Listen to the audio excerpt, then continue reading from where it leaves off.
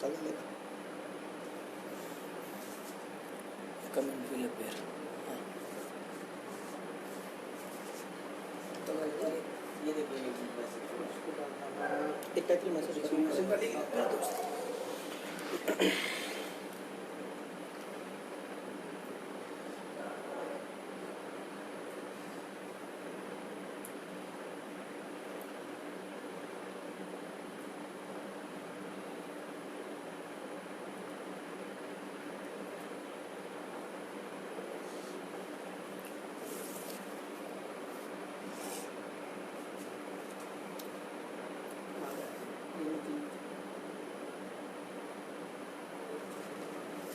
आवाज दिखा दो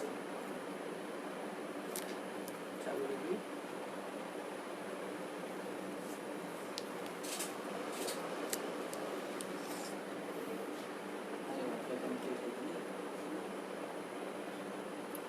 हाँ एक कनेक्शन आले ते इकडे बघ हां ठीक देख विशाल आहे का? विशाल मी मुलगा इकडून माहिती उमेशने एक मेसेज टाकला हेलो चाल झालं का ते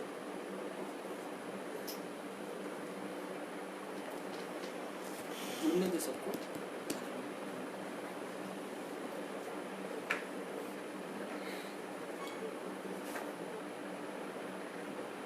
चाल झालं ते पोरं यायला लागले 4 झाले इकडे 2 झाले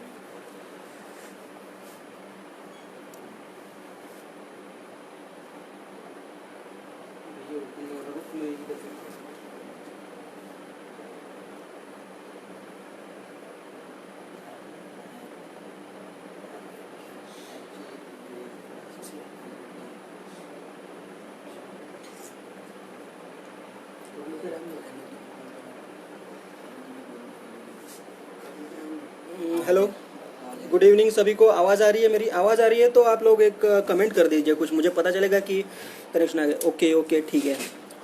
तो मेरा नाम रंजीत है। यूपीएससी सीएसई 2018 में मेरा 480वां रैंक था। आज मैं आप लोगों से संपर्क करना चाहता हूँ। काफ़ी दिनों से मेरी इच्छा थी, लेकिन अभी मुझे उमेश जी ने और राम ने मुझे प्लेटफॉर्म अवेलेबल करके दिया है। तो आज आप लोगों के जो भी कुछ डाउट्स होंगे यूपीएससी के बारे में, कब चालू करना है, कैसे चालू करना है, उसमें क्या क्या प्रॉब्लम्स आती है, मज़ा भी कितना आता है यूपीएससी की जर्नी में, ये सारी बातें मैं आप लोगों से फ्रैंकली डिस्कस करना चाहूँगा। ये नहीं कि फॉर्मेलिटी आ गई, क्या आर्टिफिशियली ऐसा मैं कुछ बताना नहीं चाहूँगा। जो जो रियल जो एस्पेक्ट होते हैं वो सब मैं आपसे शेयर करना चाहूँगा। तो आप लोग एक एक करके अपना कमेंट मुझे करिए, आपके सवाल मुझे पूछिए, वैसे वैसे मैं आप लोगों को जवाब देता चलूँगा।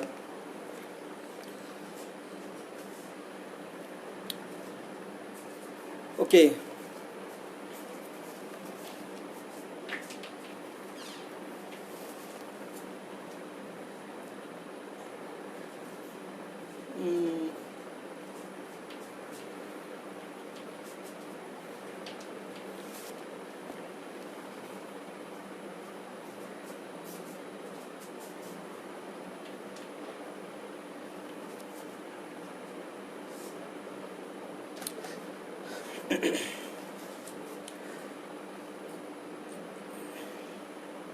कनेक्ट झालं का ते?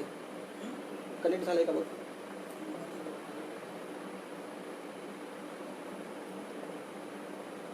चलिए आप लोग अपना अपना एक एक सवाल पूछना चालू करिए, मैं उसका जवाब देना चाहूँगा।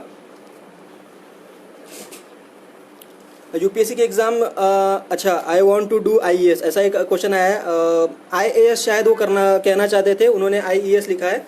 आईएएस और आईईएस दो अलग अलग चीज़ें होती है भैया। आईईएस मतलब वो इंजीनियरिंग सर्विस का है। जो हम लोगों ने दिया था वो इंडियन सिविल सर्विसेज का एग्ज़ाम होता है। उसमें से आईएएस और बाकी 22-23 जो सरकारी पोस्ट होती है हमारे देश की एडमिनिस्ट्रेशन की, जो टॉप की पोस्ट होती है उसके लिए सिलेक्शन किया जाता है। उसमें से आईएएस जो है ये एडमिनिस्ट्रेशन की सबसे ऊपर वाली पोस्ट होती है। तो उसके लिए आपको यूपीएससी सिविल सर्विस एग्ज़ाम होती है वो पास करनी पड़ती है।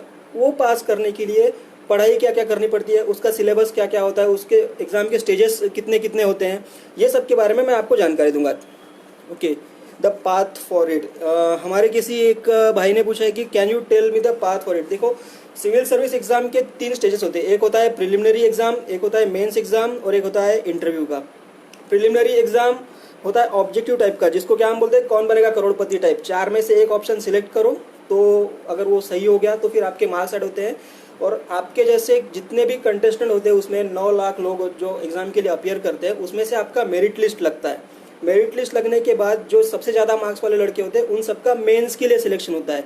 अज्यूम करो कि अब आप प्रीलिम्स पास हो चुके हैं, अब आप मेंस के लिए जा रहे हो। प्रीलिम्स में होते हैं 2 पेपर, पहला पेपर होगा जनरल स्टडीज़ का, दूसरा पेपर होगा सी सैट का। सी सैट मतलब अपन जी हम लोग जो स्कॉलरशिप का एग्ज़ाम देते थे, नवोदय का वगैरह एग्ज़ाम देते थे, जो ऑब्जेक्टिव टाइप का होता था, एप्टीट्यूड का एग्ज़ाम होता था, उस टाइप का होता है। उसमें मैथमेटिक्स होता है थोड़ा बहुत, उसमें डायरेक्शंस, पजल्स, ये सब टाइप के क्वेश्चंस होते हैं। सिंपल लैंग्वेज में बताऊंगा मैं, ज़्यादा कॉम्प्लिकेटेड करके नहीं बताऊंगा आप लोगों को। और जो प्रीलिम्स का पहला पेपर जो होता है जनरल स्टडीज जिसको बोलते हैं, उसमें हिस्ट्री, ज्योग्राफी, आपका इकोनॉमिक्स, पॉलिटी और बाकी के सब सब्जेक्ट्स होते हैं। ठीक है, तो प्रीलिम्स एग्ज़ाम में पास करने के बाद आपको एंट्री दी जाती है मेंस एग्ज़ाम में। मेंस एग्ज़ाम में टोटल होते हैं 9 पेपर। 9 पेपर में से 4 होंगे जीएस के पेपर, जनरल स्टडीज़ पेपर 1, 2, 3, 4, एक होगा एसए का पेपर, एक होगा लैंग्वेज कंपलसरी का पेपर, एक होगा इंग्लिश लैंग्वेज का पेपर और 2 होंगे आपके ऑप्शनल के पेपर। तो ऑप्शनल आप कौन सा चूज़ करते हैं वो आपके इंटरेस्ट पे भी डिपेंड करता है। और मेंस का भी फिर सेम प्रोसीजर होगा। मेंस के लिए मान लीजिए भारत भर में से 11,000 या 15,000 लड़कों का सिलेक्शन होता है, तो उसमें से कट ऑफ वाइज मतलब जो ज़्यादा मार्क्स मिलते हैं ऐसे कुछ 3,500 या 2,500 लड़कों को चुना जाता है जो इंटरव्यू के लिए अपियर करते हैं। अब आप समझ गए, प्रीलिम्स के बाद मेंस की स्टेज आई, मेंस के बाद फिर इंटरव्यू की स्टेज आई। इंटरव्यू की स्टेज में 2,000-2,500 लड़के अपियर करते हैं। फिर इंटरव्यू में फिर वही मार्किंग स्कीम होती है। 275 मार्क का इंटरव्यू होगा आपका। फिर 275 मार्क में से जिसको जितना मार्क्स मिलता है उतना मार्क्स आपके मेंस के स्टेज के स्कोर में ऐड करके फिर फाइनल मेरिट लिस्ट लगाई जाएगी। और फिर आपका ऑल इंडिया रैंक जो होता है, जैसे मेरा 480 है, किसी का ऑल इंडिया रैंक 1 होगा, 2 होगा, 3 होगा, 4 होगा, ये मार्क्स के अनुसार डिस्ट्रीब्यूट होता है। और फिर उसी हिसाब से आपको सर्विस भी अलोकेट होगी। अगर आपको बहुत अच्छे मार्क्स मिलते हैं, आपका टॉप में रैंक होता है, तो आपको इंडियन एडमिनिस्ट्रेटिव सर्विस मिलेगी, फिर इंडियन पुलिस सर्विस मिलेगी, फिर आईआरएस, रेवेन्यू सर्विस, कस्टम्स वगैरह, फिर ये बाकी की नीचे वाली सर्विस जो होती है उनका चालू हो जाता है।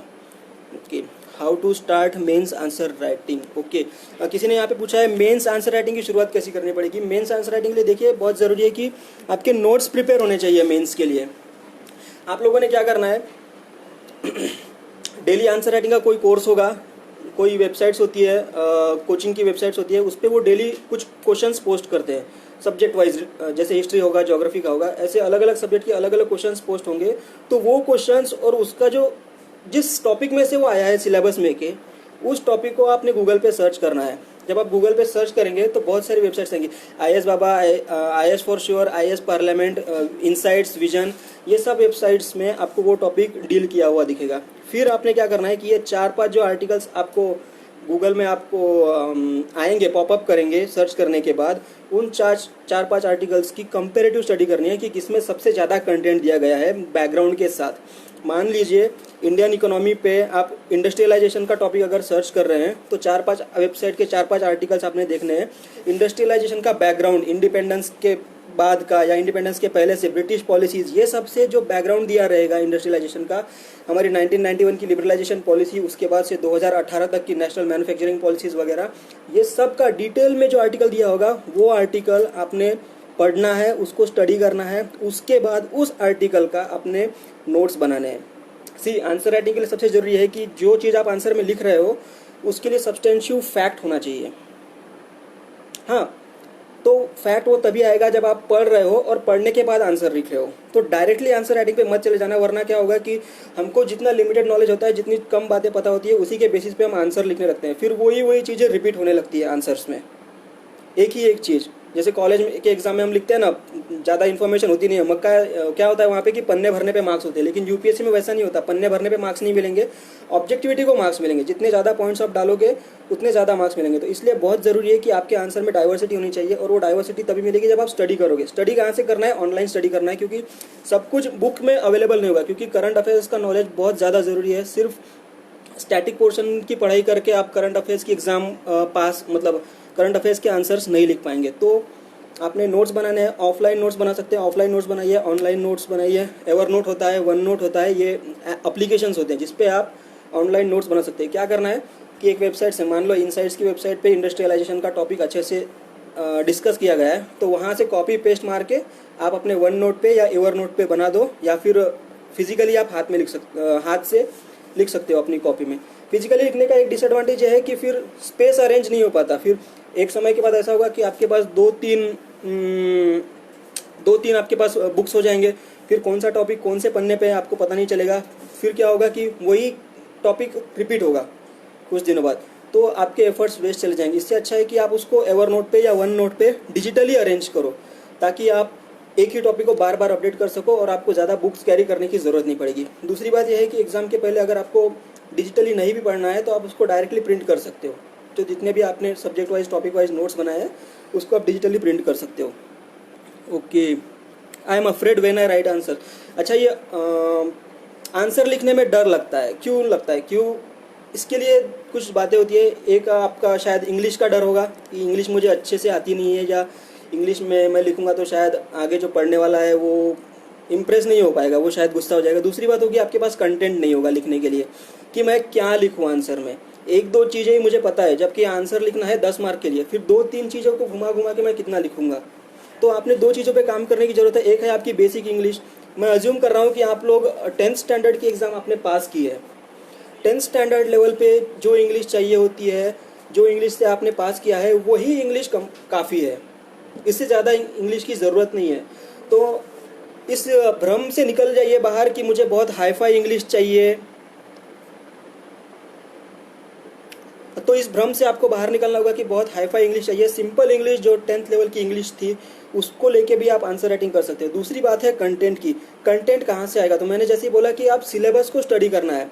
यूपीएससी की प्रिपरेशन में एग्ज़ाम की या कोई भी एग्ज़ाम हो, जब आप प्रिपेयर करते हो तो आपने सिलेबस को पहले स्टडी करना बहुत ज़रूरी है कि सिलेबस में क्या है। Paper 1, paper 2, paper 3, paper 4 GS के जो है वो क्या है, उसमें टॉपिक कौन से हैं। फिर हर एक टॉपिक को आपने ऑनलाइन गूगल पे सर्च करना है। गूगल पे आप जब सर्च करोगे, मान लीजिए हिस्ट्री, इंडिया आफ्टर इंडिपेंडेंस है, हिस्ट्री का पार्ट है, तो आप उसने गूगल पे सर्च करोगे इंडिया आफ्टर इंडिपेंडेंस, तो कई सारे वेबसाइट्स के पेज खुलेंगे। तो उसमें से एक आध वेबसाइट ऐसी होगी जिसपे ज़्यादा डिटेल में दिया गया है, वहाँ से आपने आपके नोट्स के लिए कॉपी करना है मटेरियल। ओके, यहाँ ठीक है। आई थिंक मैंने सवाल का जवाब दे दिया है। कंटेंट कहाँ से आएगा? आपका कंटेंट जो है 90% कंटेंट जो है वो ऑनलाइन ही आएगा। बाकी स्टैटिक मटेरियल जो होता है वो मार्केट में अवेलेबल है, लगभग हर कोई वही पढ़ता है। लेकिन उससे क्या होता है ना कि एक लेवल के बाद आपको मार्क्स नहीं मिल पाएंगे, क्योंकि आप भी वही लिख रहे हैं, आपके बाजू वाला भी वही लिख रहा है, हर लड़का वही लिख रहा है। तो इसके लिए बहुत ज़रूरी है कि करंट अफेयर्स का जो नॉलेज है आपका वो आपके आंसर में उतरे, और करंट अफेयर्स का नॉलेज आपका ऑनलाइन ही आएगा। वो ऑनलाइन जो नॉलेज है उसको आप पेपर में उतारोगे तभी मार्क्स आएंगे। स्टैटिक पोर्शन से ज़्यादा मार्क्स नहीं आएंगे, क्योंकि हर लड़का वही चीज़ लिख रहा है, आपके बाजू वाला भी वही लिख रहा है।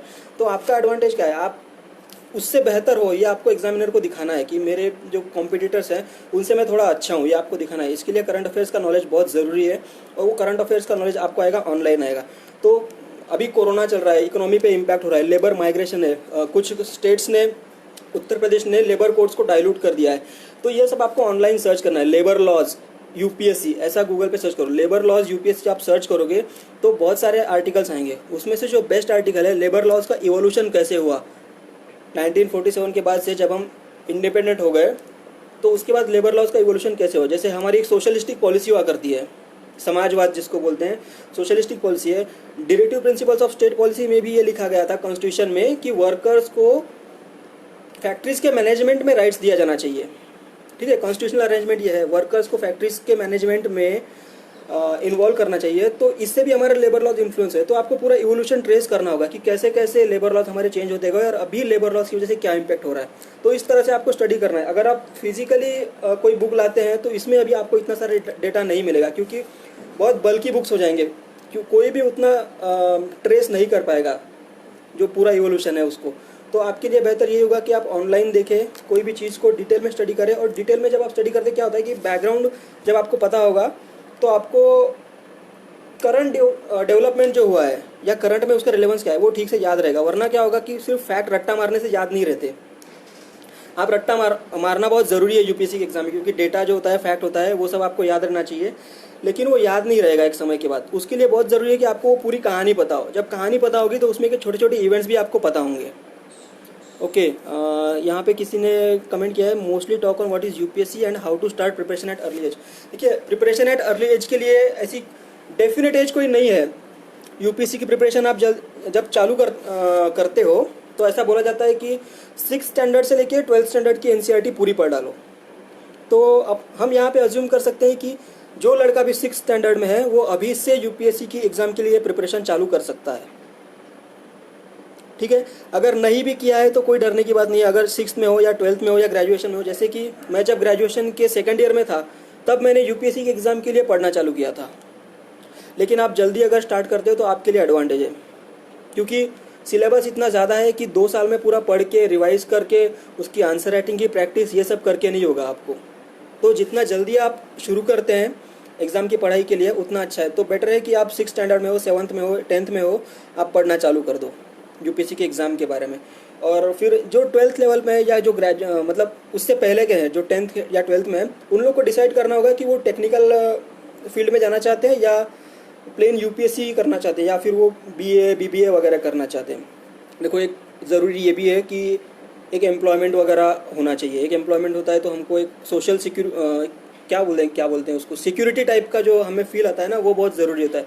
अगर एंग्जाइटी बनी रहती है कि मुझे जॉब लगेगी या नहीं लगेगी, यूपीएससी में कंपटीशन इतना है, फिर मैं क्या करूँगा अगर यूपीएससी नहीं हुआ, तो ये सब चीज़ें जब दिमाग में घूमने लगेगी तो पढ़ाई नहीं हो पाएगी, वो स्ट्रेस डेवलप होने लगता है। तो इसलिए अच्छा है कि आप 12th के बाद कोई टेक्निकल कोर्स करें और साथ ही अपना यूपीएससी का प्रिपरेशन भी चालू रखें, कि मान लीजिए इन केस अगर भगवान ना करे आपका यूपीएससी में नहीं भी हुआ सिलेक्शन, तो आप दूसरा एम्प्लॉयमेंट जो आपने टेक्निकल कोर्स किया है उसके बेसिस पे आपको दूसरा एम्प्लॉयमेंट मिल सके। सो यूपीएससी पे ही सिर्फ रिलाई नहीं करना है, वो सुसाइडल हो जाएगा। अगर मान लीजिए आपका सिलेक्शन नहीं होता है यूपीएससी में, तो उस समय बहुत स्ट्रेस हो जाएगा लाइफ में। ओके, किसी ने यहाँ पे, ठीक है, मैं बोलते जाऊँगा, आप लोग कमेंट करते जाइएगा जो जो आपके सवाल है। तो मुझे लगता है अभी तक मैंने फेयरली इशू को डील कर दिया है। यहाँ पे किसी ने लिखा है बेसिक स्टडी कहाँ से स्टार्ट करें, कौन सी एनसीईआरटी पढ़े, इसके बारे में बताएं। ओके, बेसिक स्टडी के लिए ये है कि जो लोग अभी 6 स्टैंडर्ड से लेकर 10th या 12th तक भी है, 12th तक, इन लोगों ने ज़्यादा कुछ नहीं पढ़ना है। इन लोगों ने एक काम करना है, एनसीईआरटी जो होती है सोशल साइंस की, प्योर साइंस जिसको बोलते हैं, जैसे मैथ्स हो गया, साइंस हो गया हमारा, ये सब छोड़ के सोशल साइंसेज जो होते हैं, ह्यूमैनिटीज़ जो होती है, ये सब सब्जेक्ट को आपने पढ़ना है। ये सब की किताबें आपने पढ़नी है, 2-2 3-3 बार पढ़ना पड़ेगा। उसके कॉन्सेप्ट जो है, डेफिनेशन जो है, टर्म्स होती है, उसको रट्टा मारना पड़ेगा, आपने समझना पड़ेगा। 6 से लेकर 12th तक की पूरी एनसीईआरटी पढ़ डालो, ज़्यादा बड़ी नहीं होती है। 6 से 7 की एनसीईआरटी तो ऐसी छोटी छोटी होती है, वो एक दिन में ही अगर आप मन लगा के पढ़ते हो तो 5-6 घंटे में एक आदमी पलटा सकता है, पूरी की पूरी बुक पढ़ सकता है। ठीक है, और 12th लेवल तक, 6 से लेकर 12th तक की बेसिक स्टडी यही है कि आप एनसीईआरटी पढ़ो। लेकिन सबसे पहले जो ज़रूरी है, एनसीईआरटी पढ़ने के पहले आपने सिलेबस, यूपीएससी का जो सिलेबस है जनरल स्टडीज़ का, पेपर 1, 2, 3, 4 का, इसके बारे में अवेयर होना बहुत ज़रूरी है। बिना सिलेबस पढ़े कोई भी एनसीईआरटी पढ़ने का या कुछ भी पढ़ने का कोई मतलब नहीं है, क्योंकि आप लोग वो चीज़ें पढ़ने लगोगे, अननेसेसरी चीज़ें पढ़ने लगोगे। जैसे मैं क्या करता था कॉलेज में, मेरा एक्सपीरियंस बताता हूँ। जब मैं सेकंड ईयर में मैंने यूपीएससी के बारे में पढ़ना चालू किया था, तो एग्ज़ाम क्या होती है, इसमें कितने स्टेजेस होते हैं, फिर इसका सिलेबस क्या है, ये सब पे मैं ध्यान नहीं दिया था। मुझे किसी ने बता दिया था कि न्यूज़पेपर पढ़ना बहुत ज़रूरी होता है, तो मैं क्या करता था, मैं स्पोर्ट्स वाले पेजेस पढ़ता था, मैं फिल्मी दुनिया वाले जो पेजेस होते हैं, बॉलीवुड में क्या चल रहा है, ये सब पेजेस पढ़ता था। पॉलिटिक्स वाले, कौन से पॉलिटिशियन ने किसको गाली दी, किसको क्या किया, ये सब चीज़ें मैं पढ़ता था। फिर क्योंकि मुझे ये पता ही नहीं था कि सिलेबस में क्या है और मैं पढ़ क्या रहा हूँ, इसके लिए सबसे बहुत ज़रूरी बात यह है कि आप पहले सिलेबस पढ़ो, उसके बाद जब आप एनसीईआरटी की किताबें पढ़ोगे तो आपको रिलेवेंस दिखाई देगा कि अच्छा ये पॉइंट तो एनसीईआरटी में मेंशन है, इस पे मैं डिटेल में पढ़ना है। ठीक है, तो एक रिफाइन होते जाएगा, मतलब जो क्या बोलेंगे, एक नेक्टर होता है, एक फूल में से जो वो मधुमक्खी जो चूस लेती है, जो हनी जिसका बनता है ना, वो आपको आदत पड़ जाएगी कि इतने सारे स्टफ में से जो अपने काम का है सिर्फ आप वही उठाओगे, तो आपका टाइम बचेगा। वरना न्यूज़पेपर पे लड़के घंटों घंटों वेस्ट कर डालते हैं और उसमें से काम का कुछ आता नहीं है। फिर बॉलीवुड की न्यूज़ पढ़ते हैं, पॉलिटिक्स भी पढ़ते हैं, स्पोर्ट्स वाली भी चीज़ें पढ़ते हैं जो कि एग्ज़ाम में आती नहीं है। ठीक है, ओके। फिर यहाँ पे किसी का एक सवाल आया है, कौन सी एनसीईआरटी पढ़े। देखो, सब आसान शब्दों में बताता हूँ, प्योर साइंस छोड़ के सब कुछ पढ़ना है। जैसे मैथमेटिक्स हो गया, साइंस हो गया, केमिस्ट्री, फिजिक्स, ये सब छोड़ के जितनी भी एनसीईआरटी होगी सभी पढ़ना है। इकोनॉमिक्स की होगी, पॉलिटी की होगी, हिस्ट्री ज्योग्राफी का होगा, और हमारा क्या सोसाइटी का होगा, वो पूरा पढ़ना है आपने, 6 से लेकर 12 तक का। अवेलेबल अगर फिजिकली नहीं भी है तो मोबाइल होगा, आप में मोबाइल में NCERT की वेबसाइट पे जाना है, वहाँ पे डाउनलोड के लिए ऑप्शन आएगा। वो 3 लैंग्वेजेस में होता है, हिंदी में भी होगा, इंग्लिश में भी होगा, उर्दू में भी होगा। तीनों लैंग्वेज में से आप जिसमें कंफर्टेबल है उसमें वो किताब डाउनलोड कर सकते हैं और पूरी की पूरी पढ़ सकते हैं। और ये 10th तक की किताबें बहुत छोटी छोटी चीज़ें, एक दिन में आप पूरी पढ़ सकते हो। ओके, 10th 11th 12th की थोड़ी थोड़ी मोटी होती है, उसके लिए आपको 2 3 दिन का टाइम लगेगा। बाकी किताबें आप जल्दी जल्दी पढ़ सकते हो। यहाँ पे किसी ने पूछा है, please refer online site for study cause there are lots of. Okay, online sites के बारे में शायद यहाँ पे कोई पूछना चाहता है कि सबसे बेहतरीन साइट कौन सी है ऑनलाइन स्टडी के लिए। जैसे कि मैंने बताया कि सिलेबस में का पॉइंट आपने वो गूगल पे सर्च करना है, 4 5 या 7 8 वेबसाइट्स होंगी, वो पॉपअप कर जाती है गूगल पे सर्च मारते ही। उसमें से जो मैटर कॉम्प्रिहेंसिवली जिस वेबसाइट पे डील किया गया है उसको आपने रेफर करना है। जैसे मतलब vision, insights, IAS Baba, IAS for sure, IAS parliament, ये सब मार्केट में वेबसाइट चलती है। इन सबको लड़के रेफर करते हैं जो नोट्स बनाते हैं अपने। तो इनमें से कोई वेबसाइट को आपने क्या सब्सक्राइब भी करने की ज़रूरत नहीं होती, पेज डायरेक्टली खुल जाता है, उसमें से आप जितना मन चाहे कंटेंट उठा सकते हो, अपने नोट्स बना सकते हो। तो एक ऐसी कोई वेबसाइट नहीं है जिसमें हर चीज़ आपको डिटेल में मिलेगी, ठीक है। आपको अलग अलग वेबसाइट से अलग अलग चीज़ें उठानी पड़ेगी। 5-6 वेबसाइट्स पॉपअप हो जाएगी, आप गूगल पे कोई सर्च करते हो तो उसमें से जो आपके काम का लगता है, जो डिटेल में इशू को डील करता है, उसको आपने उठाओ, ओपन करो, उसमें पढ़ो आप और उसमें से आप नोट्स बनाओ। तो एक ही वेबसाइट पर रिलाई नहीं करना है। हो सकता है मान लीजिए अगर विजन इंडिया का है तो इकोनॉमिक्स का उनका बहुत अच्छा क्या कंटेंट होता है, डेटा होता है, इकोनॉमिक्स के इशू को लेकर काफ़ी अच्छा कंटेंट होता है। लेकिन बाकी इश्यूज़ को लेकर हो सकता है उतना अच्छा ना हो, IR को लेकर ना हो, सिक्योरिटी को लेकर ना हो, तो उसके लिए आपको दूसरी वेबसाइट रेफर करनी पड़ेगी। और ऑफ कोर्स द हिंदू का मटेरियल आएगा, द हिंदू का एनालिसिस भी होता है कुछ कोचिंग का, या द हिंदू का मंथली जो कंपाइलेशन होता है वो भी होता है, वो भी आप पढ़ सकते हो। अगर न्यूज़पेपर आप रोज़ रोज़ नहीं पढ़ पा रहे, या आप गाँव में रहते हैं जहाँ पे न्यूज़पेपर नहीं आ रहा है, या फिर ऑनलाइन इंटरनेट की स्पीड भी नहीं है, तो ऐसे समय पे आप क्या कर सकते हैं कि वीकली या मंथली जो कंपाइलेशन होता है उसको पढ़ सकते हैं। एक बार में डाउनलोड करके ला लो घर पे, 7 दिन पढ़ते बैठो, कोई टेंशन नहीं। ओके, क्या इन MPSC in which direction focus of economic question goes, what's the summary of, समझ नहीं पा रहा मैं। MPSC में शायद पूछना चाहते थे कि इकोनॉमी के क्वेश्चंस कैसे होंगे। अच्छा, इकोनॉमी के क्वेश्चंस में भी वही चीज़ है, करंट रिलेवेंस बहुत होता है इकोनॉमिक्स का, ठीक है। इकोनॉमिक्स का मान लीजिए 1991 में जब इकोनॉमिक्स का लिबरलाइजेशन हो गया था, उसके पहले का इकोनॉमिक्स और बाद का इकोनॉमिक्स पूरा बदल गया है। तो इकोनॉमिक्स में आप स्टैटिक पे ज़्यादा रिलाई नहीं कर सकते, आपको करंट ओरिएंटेड बनना पड़ेगा उसमें। तो जितना ज़्यादा करंट अफेयर्स का नॉलेज होगा इकोनॉमिक्स में, उतना ज़्यादा आप इकोनॉमिक के क्वेश्चंस को अच्छे से डील कर पाओगे। ऐसा होता है ना, 2015 का, 2016 का या 17 का भी इवन आप इकोनॉमिक्स का अगर कोई किताब पढ़ते हैं तो उसमें से बहुत सारी ऐसी चीज़ें होती है जो अभी आउटडेट हो गई है। इकोनॉमी ये ऐसा सब्जेक्ट है जो लगभग हर रोज़ हमारे देश में चेंज हो रहा है, जबकि हिस्ट्री ज्योग्राफी का ऐसा नहीं होता। 2007 से आप पढ़ो, 1997 से पढ़ो, हिस्ट्री का किताब वही रहेगा, वही कंटेंट रहेगा। लेकिन इकोनॉमिक्स जो है हर महीने आपका बदलते रहता है। तो इकोनॉमिक्स के लिए आपको स्पेशल एफर्ट्स लेना पड़ेगा। इकोनॉमिक्स के लिए क्वेश्चंस को अगर डील करना है तो करंट अफेयर्स का नॉलेज होना आपके लिए बहुत ज़रूरी है। समरी ऑफ इंडियन इकोनॉमिक्स, अच्छा, इंडियन शायद इकोनॉमिक सर्वे की समरी के बारे में ये पूछना चाहते हैं। तो इंडियन इकोनॉमिक की समरी लगभग हर कोचिंग की जाती है। वाजीराम की होगी, वाजीराम एंड रवि फेमस नाम है, आपको पता होगा। विजन की होगी, इनसाइट्स की होगी, इसमें से कोई भी आप पढ़ लो। ज़रूरी क्या है कि उसमें से जो कंटेंट है, उसमें जो डेफिनेशंस है, टर्म्स है, या नए नए टर्म्स वो कॉइन करते रहते हैं। जैसे इस साल उन्होंने क्रोनी कैपिटलिज्म के बारे में कमेंट किया था। पिछले साल 2017 में चक्रव्यूह चैलेंज के बारे में कहा था कि इंडियन इंडस्ट्री शुरू तो हो पाती है लेकिन बंद नहीं हो पाती। मुझे मतलब अगर घाटे का धंधा है तो ऑब्वियसली उसको आप बंद करना चाहेंगे, कोई चलाना नहीं चाहेगा, लेकिन इंडियन गवर्नमेंट जो है उसको अलाउ नहीं करती है। तो वो चक्रव्यूह जैसा हो गया जिसमें आप घुस तो सकते हैं लेकिन बाहर नहीं निकल सकते। तो कुछ ऐसी टर्म्स होती है इंडियन इकोनॉमिक सर्वे में, उसको आपको पढ़ना पड़ेगा, उसका रट्टा मारना पड़ेगा। और रट्टा मारने के बाद ज़रूरी है कि आप उसको एग्जाम पेपर में उतार पाए। ओके, इनसाइट्स और विजन, ओके, हाँ ठीक है। इनसाइट्स और विजन का भी किसी ने पूछा है कि इनसाइट और विजन ठीक है क्या? हाँ ठीक है, इनसाइट विजन भी। लेकिन मैं बोलना चाहूँगा कि ये दो ही चीज़ों पे रिलाई मत करो। सब्सक्राइब कर लेते हो तो ऐसा नहीं है कि इनसाइट्स पे जो मिल रहा है वो पूरा उठा लो, या विजन पे जो मिल रहा है पूरा उठा लो। कंपेरेटिव करो, जिस वेबसाइट पे जो टॉपिक अच्छे से डील किया है उसको आप उठाओ। ऑप्शनल पॉलिटिकल साइंस, अच्छा, किसी ने यहाँ पे पूछा है कि ऑप्शनल पॉलिटिकल साइंस के बारे में बताइए।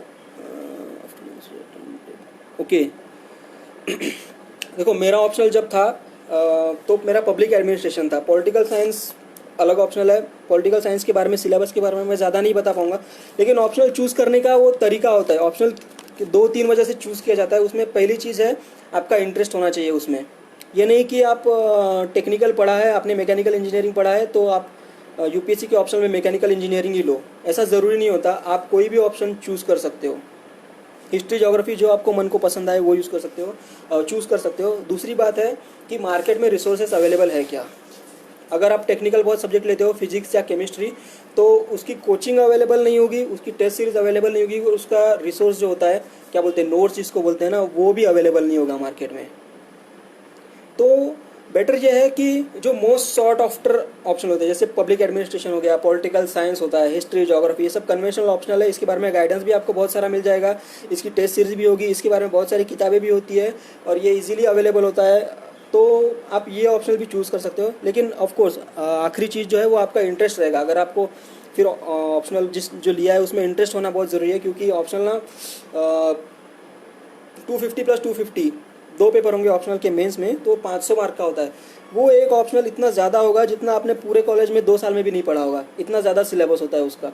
तो अगर इतने बड़े सिलेबस को पढ़ना है, उसको रटना है, उसको याद रखना है, तो उसमें थोड़ा बहुत इंटरेस्ट होना बहुत ज़रूरी है। इंटरेस्ट नहीं होगा तो आप किताब खोलते ही सो जाओगे, फिर कुछ हो नहीं पाएगा। तो इसके लिए बहुत ज़रूरी है कि ऑप्शनल अब जब लो तो ये 3-4 चीज़ों के बारे में सोचो आप, कि मार्केट में रिसोर्स अवेलेबल है क्या, बुक्स अवेलेबल है क्या, दूसरी बात कोचिंग अवेलेबल है क्या उसकी, तीसरी बात आपको इंटरेस्ट है क्या। ओके। किसी ने यहाँ पे पूछा है prefer after NCERT until 12th। अच्छा, एनसीईआरटी अगर आप पढ़ रहे हो और आप 12th तक भी पढ़ रहे हो तो मुझे नहीं लगता इतना ज़्यादा टाइम बच पाएगा, क्योंकि 10वीं के बाद एक होता है ना, वो इंजीनियरिंग कॉलेजेस में जाना है, मेडिकल कॉलेज में जाना है, अच्छा रैंक लाना है, JEE देना है, नीट देना है, ये सब चीज़ों का बहुत टेंशन होता है, तो आपको टाइम मिल नहीं पाएगा। फिर भी अगर आपको टाइम मिल रहा है तो आप एक काम करना, आप न्यूज़पेपर पढ़ सकते हो। द हिंदू पढ़ना है, या फिर द इंडियन एक्सप्रेस पढ़ना है, या फिर लाइव मिंट का जो न्यूज़पेपर होता है वो पढ़ लो। 2-3 न्यूज़पेपर अभी से पढ़ने की ज़रूरत नहीं है, कोई एक न्यूज़पेपर अगर आप पढ़ लेते हैं तो भी बहुत है। द हिंदू पढ़ लो या इंडियन एक्सप्रेस पढ़ लो। 12th तक इतना काफ़ी है। एनसीईआरटी पढ़ लो आप, और न्यूज़पेपर पढ़ लो एक आधा, बहुत ज़्यादा है, ठीक है, इतना ही करना है। उसके आगे फिर आपको ग्रेजुएशन के 4 साल मिल रहे हैं, उसमें आप अच्छे से पढ़ सकते हो।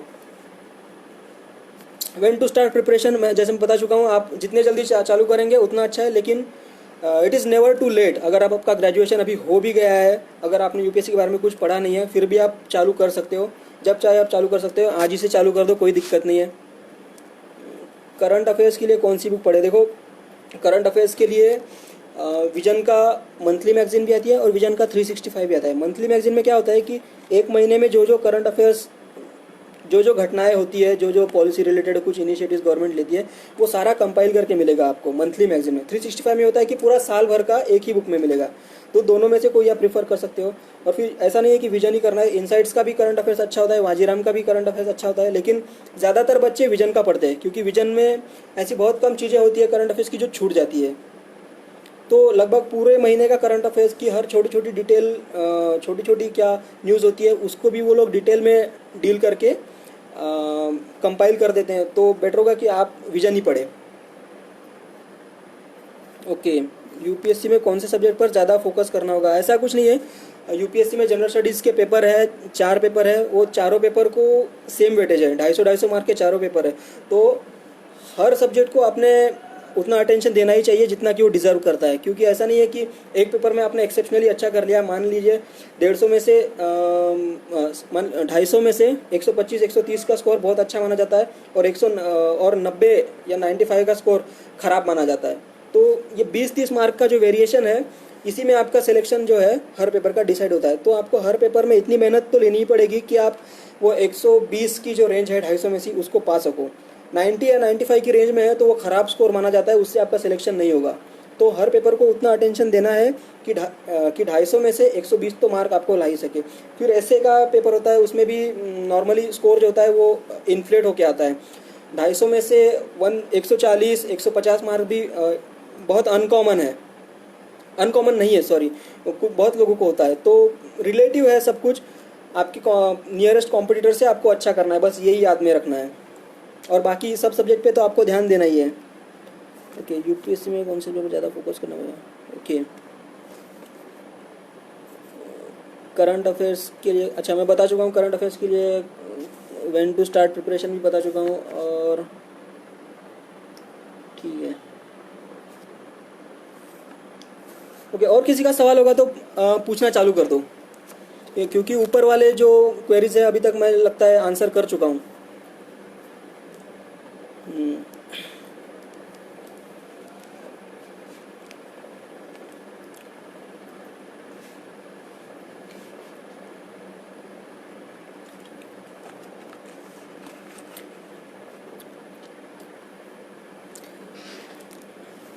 ओके, किसी का कुछ सवाल हो, कोई भी सवाल किसी भी चीज़ के बारे में, प्रिपरेशन के बारे में। अभी क्या है ना, इसमें बताने के लिए इतना ज़्यादा होगा कि रात के 10 बज जाएंगे अगर मैं अपने मन से बताने लगूँ तो इससे बेटर है कि आपकी जो जो डिमांड है वो लोग आप वो चीज़ें आप मेरे को पूछो, तो मैं ज़्यादा से ज़्यादा आपके टाइम का कम से कम टाइम में आपको ज़्यादा से ज़्यादा मैं बेनिफिट दे पाऊँगा। Okay, share your journey. अच्छा, जर्नी के बारे में ऐसा है कि एक चंद्रपुर ज़िला महाराष्ट्र में है, वहाँ पे एक मेरा छोटा सा गांव है चंद्रपुर ज़िले में, तेलंगाना बॉर्डर के पास। वहाँ पे मेरा बचपन गुजरा, वहाँ की मेरी पैदाइश है। और वहाँ पे ऐसा यूपीएससी एमपीएससी के बारे में ज़्यादा कोई डिस्कस नहीं करता। सब लोग क्या, फैमिली बैकग्राउंड भी हमारा खेती का ही हुआ करता था। मम्मी पापा जो थे प्राइमरी स्कूल में टीचर थे, तो यूपीएससी एमपीएससी या फिर जो स्टेट सर्विस होती है इसके बारे में ज़्यादा वहाँ अवेयरनेस नहीं होता है। जैसे अगर आप मेगा सिटीज़ में रहते हो तो आए दिन न्यूज़ आती रहती है कि अरे कोई यूपीएससी होता है, कोई एग्ज़ाम होता है, यूपीएससी किसी का लड़का पास हो गया, ऑल इंडिया रैंक बनाया। ये सब चीज़ों का माहौल गांव में नहीं होता। गांव में एक लिमिटेड लाइफ होती है, खेती के इर्द गिर्द वो लाइफ आपकी घूमते रहती है, तो उतना ही नॉलेज आपको आता रहता है। फिर जब मैं 2007-2008 में जब मैंने 10th पास किया था, उसके बाद मैं गाँव से बाहर निकला था, तब मुझे थोड़ा सा एक्सपोजर मिला था कि ये बाहर का क्या होता है। फिर IIT JEE का एग्ज़ाम होता है, AIEEE हमारे उस समय हुआ करता था, इंजीनियरिंग का एंट्रेंस हुआ करता था, मेडिकल का हुआ करता था। फिर यूपीएससी वगैरह ये सब चीज़ें जो है वो मुझे पता चलनी शुरू हो गई थी। इतना मतलब गांव का जो लाइफ होता है उसमें इतना क्या इन्फॉर्मेशन का जो डेफिसिट होता है इतना ज़्यादा होता है कि एक 9-10 तक तो मुझे भी लगता था कि ये जो कलेक्टर वगैरह, ये SDO वगैरह ये पोस्ट होता है, ये सब इलेक्शन से होता है। इस तरह का अवेयरनेस, क्या बोलते हैं इसको, अवेयरनेस भी नहीं, अनअवेयर, इतना फुलिशनेस मेरे में था वो, कि मुझे ये भी नहीं पता था। मुझे लगता था कि ये पॉलिटिकल टाइप के रिप्रेजेंटेटिव होते हैं, इनको भी इलेक्शन से ही चुना जाता है, कलेक्टर वगैरह को। तो यहाँ से मैंने अपनी जर्नी शुरू की थी। मैं ट्वेल्थ में मैंने 76% के साथ मैंने पास किया था। उसके बाद मैंने कोल्हापुर में KIT कॉलेज से इंजीनियरिंग के लिए मैंने एडमिशन लिया था, एनवायरमेंटल इंजीनियरिंग में। फिर उसके बाद एनवायरमेंटल इंजीनियरिंग करते समय अब टाइम भी बच जाता था। इंजीनियरिंग में नॉर्मली क्या होता है, नॉर्मल इंजीनियरिंग कॉलेज में, फ्रैंकली मैं मेरा बताता हूँ इंजीनियरिंग कॉलेज कैसा होता था कि कॉलेज के पहले दूसरे लेक्चर को कभी जाता नहीं था, कॉलेज के लास्ट लेक्चर को भी कभी जाता नहीं था, गिन चुन के होते थे 4-5 लेक्चर। फिर उसमें से ऐसे कॉलेज की नॉर्मल लाइफ में जी रहा था, जैसे नॉर्मल हर लड़का कॉलेज की लाइफ में जीता है। वैसे में ही कॉलेज की सेकंड ईयर में मैंने डिसाइड किया था कि यूपीएससी के बारे में पढ़ना है, यूपीएससी के एग्ज़ाम जो है उसके बारे में पता करना है। ऐसा कोई एम्बिशन उस समय नहीं था कि पास ही कर जाना है या यूपीएससी एग्ज़ाम में देना है, यही सर्विस चाहिए, ऐसा कुछ नहीं था।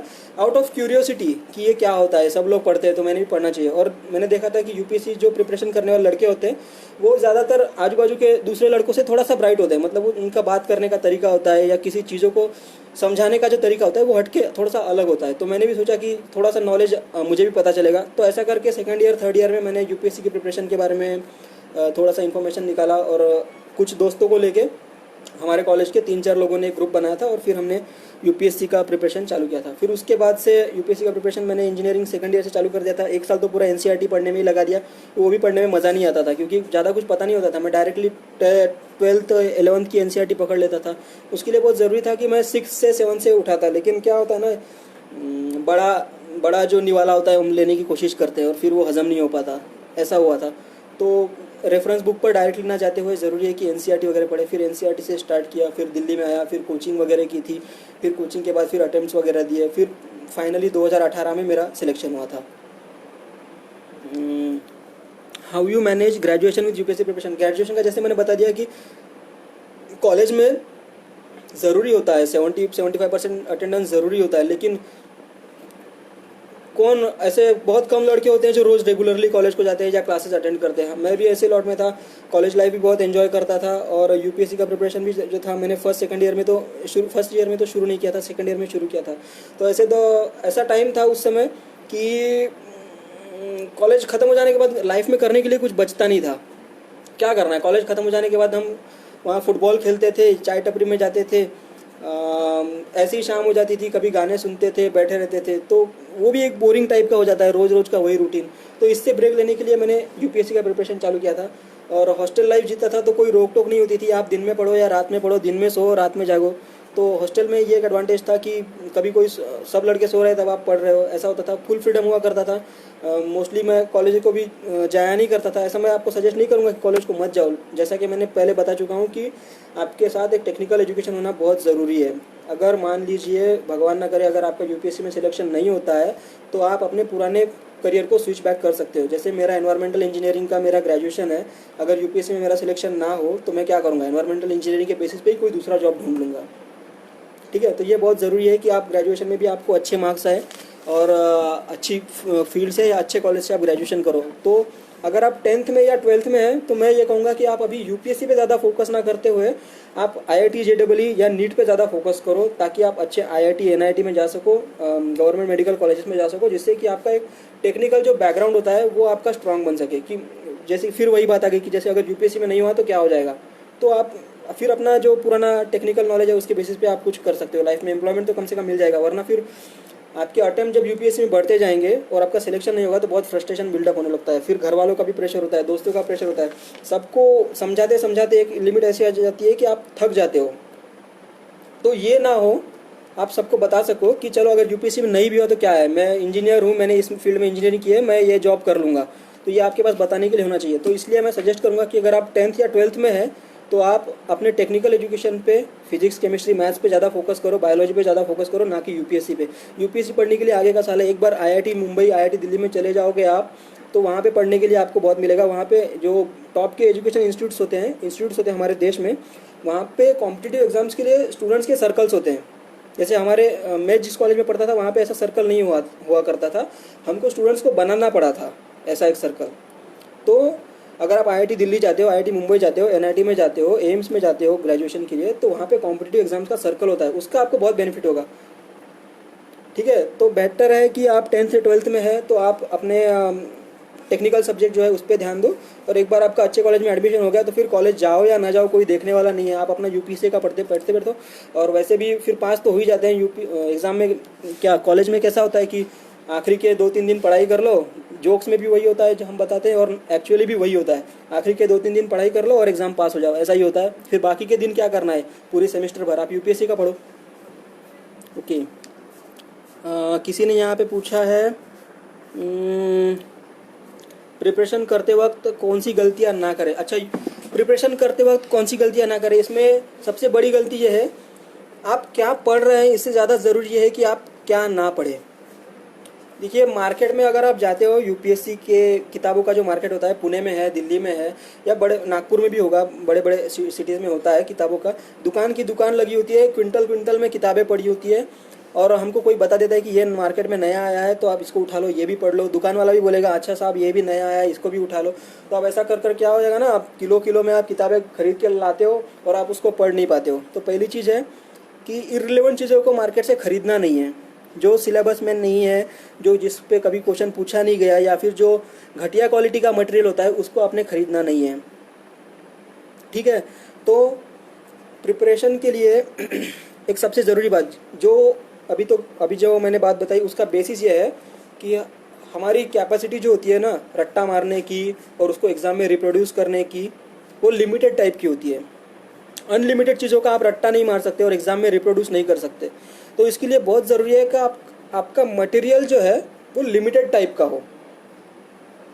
ठीक है, कम से कम किताबें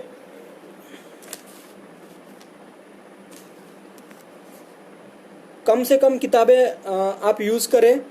कम से कम किताबें में से आप नोट्स निकालो और उसी को आप पढ़ो, उसी को रट्टा मारो, जिससे ये होगा कि आप रिप्रोड्यूस कर पाओगे, आपको ध्यान में रहेगा और आप वो एग्ज़ाम में अच्छे से लिख पाओगे। ज़्यादा चीज़ें पढ़ने से होगा कि माइंड में कन्फ्यूजन होने लगेगा, मैंने ये पढ़ा था कि ये पढ़ा था, फिर एग्ज़ाम में आप लिख नहीं पाओगे। तो ये बहुत बड़ी गलती है जो बहुत लोग करते हैं कि मार्केट से हर चीज़ उठा लाते हैं, हर चीज़ को एक एक बार पढ़ लेते हैं, फिर एग्ज़ाम में याद कुछ नहीं आता। तो इससे अच्छा यह है कि आप कम चीज़ों को पढ़ें, लिमिटेड चीज़ों को पढ़ें, जो ज़रूरी चीज़ें हैं उतनी ही पढ़ें और उसको बार बार पढ़ें। एक किताब को एक ही बार पढ़ के फेंक नहीं देना है। Reading once is as good as reading nothing, ऐसा बोला जाता है यूपीएससी की प्रिपरेशन में। मतलब मान लीजिए एक चीज़ को आपने एक ही बार पढ़ा और वो किताब को आपने फेंक दिया तो समझ लीजिए उसका कोई इस्तेमाल नहीं हुआ। वो आपको एग्ज़ाम के टाइम में लिखने में याद ही नहीं आएगा कि वो क्या लिखा था किताब में और मैंने क्यों पढ़ा। फिर आपको बाद में जाके पछतावा होगा कि अरे यार, ये किताब पे मैंने फालतू में 2 दिन वेस्ट कर दिया, इसको पढ़ना ही नहीं चाहिए था, क्योंकि इसमें से तो मैं एग्ज़ाम में कुछ उतार ही नहीं पाया।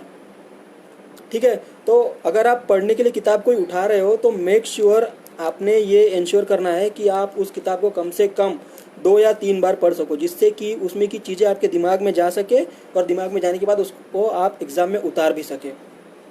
ठीक है, तो ये गलतियाँ होती है यूपीएससी की प्रिपरेशन में। सिलेबस बहुत ज़्यादा है तो इसका मतलब ये नहीं कि किताबें भी आप जितनी ज़्यादा हो सके उतनी मार्केट से खरीदो, ऐसा नहीं करना है। किताबें लिमिटेड खरीदना है, रिलेवेंट किताबें खरीदना है, जिसमें ज़्यादा से ज़्यादा सिलेबस आपका कवर होगा, वो किताबें खरीदनी है आपने और उसको पढ़ना है। ओके, यहाँ पे किसी ने पूछा है how to manage preparation at graduation level. यहाँ पे किसी ने पूछा है ग्रेजुएशन लेवल पे प्रिपरेशन को कैसे मैनेज करना चाहिए। देखो, अज्यूम करता हूँ कि आप में से 80% लोग अगर ग्रेजुएशन में होंगे तो इंजीनियर ही होंगे, या 20% होंगे जो मेडिकल में होंगे, या बाकी कोई आर्ट्स में वगैरह होंगे। ग्रेजुएशन में प्रिपरेशन मैनेज करने का ये होता है, जैसे मैं मैनेज किया करता था कि एग्ज़ाम जब हमारा शेड्यूल जब अनाउंस होता है ग्रेजुएशन में, तो एक छुट्टियाँ मिला करती थी उसको, अभी उसका मेरे को नाम याद नहीं आ रहा, क्या बोलते हैं उसको, एग्ज़ाम के शुरुआत में प्रिपरेशन लीव बोला करते थे उसको हम लोग। हाँ, प्रिपरेशन लीव उसका नाम था। तो प्रिपरेशन लीव हमको 1 महीने की मिला करती थी। वो 1 महीना इतना ज़्यादा हुआ करता था कि उसमें ग्रेजुएशन का पूरा सिलेबस जो है पढ़ के उसमें से आराम से आप 50-55% या 60% मार्क्स स्कोर कर सकते हो। ऐसा मेरे इंजीनियरिंग में तो हुआ करता था।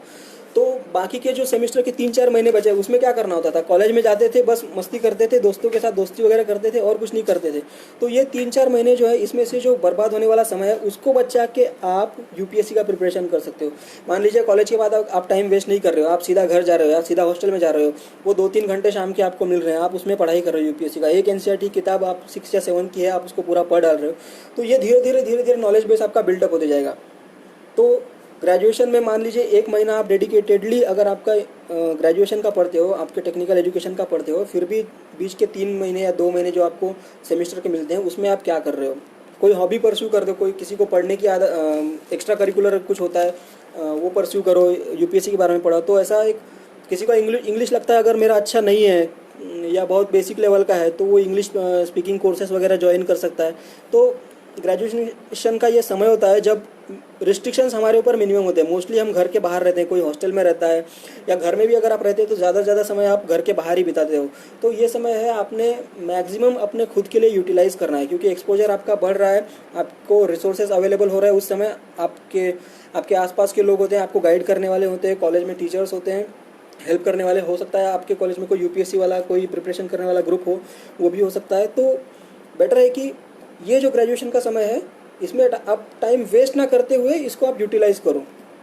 ऐसा नहीं है कि ग्रेजुएशन में आपने फिर एक्स्ट्रा करिकुलर नहीं करना है। किसी को सिंगिंग डांसिंग का जो हॉबी होता है वो भी आप परस्यू कर सकते हो, वो भी बहुत अच्छी बात है। वो आपको डिटेल एप्लीकेशन फॉर्म जो होता है यूपीएससी का मेंस एग्जाम के बाद इंटरव्यू के लिए जो होता है उसमें आप वो हॉबीज़ फिल कर सकते हो, उसके ऊपर आपको सवाल पूछे जा सकते हैं।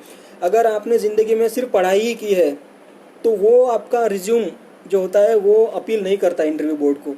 दे are looking for versatile personality, ऐसा आदमी जिसको बहुत अलग अलग चीज़ों का शौक होता है, जो अलग अलग चीज़ें संभाल सकता है, ऐसा आदमी उनको एडमिनिस्ट्रेटर के तौर पे चाहिए होता है। अगर आप डांस कर सकते हैं, आप पेंटिंग कर सकते हैं, आपकी कोई हॉबी होती है और आप पढ़ भी रहे हैं, ग्रेजुएशन भी किया आपने और यूपीएससी भी पास किया, इट शोज़ कि आप बहुत सारी चीज़ें मैनेज कर सकते हो एक साथ। ठीक है, आपने सिर्फ अपने आप को किताबों में घुसा के नहीं रखा है। किताबों के बाहर की भी एक दुनिया होती है, उसमें भी आप मैनेज कर रहे हो, अच्छा कर रहे हो, किताबें भी पढ़ रहे हो, तो ये सब चीज़ें आप कर रहे हो तो आपका एक जो डिटेल एप्लीकेशन फॉर्म होता है वो एक वजनदार फॉर्म बन जाता है। ओके तो इस तरह से आपने मैनेज करना है कि एक्स्ट्रा करिकुलर वो करना है, फिर टेक्निकल सब्जेक्ट है उसके बारे में भी पढ़ना है, और ये यूपीएससी का प्रिपरेशन जैसा कि मैंने बताया, जो जितना भी बचा हुआ टाइम है कॉलेज का छोड़ के वो आप यूपीएससी में यूटिलाइज कर सकते हो। प्री और मेंस की स्टडी एक साथ कैसे मैनेज करें? अच्छा, किसी ने पूछा है प्री और मेंस की स्टडी एक साथ कैसे मैनेज करनी चाहिए। देखो, प्री और मेंस का यह है कि प्री मेंस और प्री की स्टडी ऐसा कोई पार्टीशन नहीं होता है, वाटर टाइट सेपरेशन नहीं होगा कि ये प्री का हो गया एक्सक्लूसिव, ये मेंस का हो गया, ऐसा नहीं होता। जैसे प्री में history, geography, science and tech, polity, economics, ये सब जो टॉपिक है वो मेंस के भी टॉपिक है। तो ऐसा नहीं है कि ये प्री में ही आ गया तो ये मेंस में नहीं आएगा, ये मेंस में आ रहा है तो ये प्री में नहीं आएगा, ऐसा नहीं होता। प्री और मेंस का प्रिपरेशन साथ साथ ही चलेगा। प्री में क्या होता है ना, आप कंसेप्ट याद कर लेते हो, उसके फैक्ट्स याद कर लेते हो, और हो सकता है लक अच्छा है तो आपने जो पढ़ा है, जो फैक्ट्स पता है, जो आप कंसेप्ट पता है, वो कंसेप्ट जैसे कि तैसे एग्जाम में आ गए। मेंस में क्या होगा, डायरेक्टली क्वेश्चंस पॉपअप नहीं करते। मेंस में क्वेश्चन, अगर आप यूपीएससी का क्वेश्चन पेपर आप देखोगे तो आपको क्वेश्चन पेपर बहुत वेग लगेगा, ऑब्जेक्टिवली ऐसा कुछ नहीं पूछा रहेगा इसी के बारे में, वे क्वेश्चन पेपर रहेगा। तो आपने जो प्री के लिए जो चीज़ें पढ़ी थी, जो रट्टा मारा था कंसेप्ट्स का, जो डेफिनेशंस रट्टा मारी थी, जो एग्जाम्पल्स रट्टा मारे थे, वो आपने मेंस के आंसर में आपने उतारना है। ठीक है, तो मेंस और प्री की प्रिपरेशन जो है आइसोलेटेड टाइप की नहीं होगी। ठीक है, प्री के लिए आपने जो पढ़ा है, जो चीज़ों का रट्टा मारा है, वो आप मेंस के आंसर में उतार पाओगे। ठीक है, तो इस बात को समझना है। प्री और मेंस की पढ़ाई लगभग साथ में ही चलेगी। मैं तो कहूँगा इंटरव्यू की भी तैयारी जो है वो साथ में ही चलेगी। प्री और मेंस में आप कंसेप्ट आपके कितने क्लियर है वो डिपेंड करता है कि इंटरव्यू में आप किस तरह से एक्सप्रेस कर पा रहे हो खुद को। अगर कंसेप्ट क्लियर नहीं होंगे किसी चीज़ के बारे में तो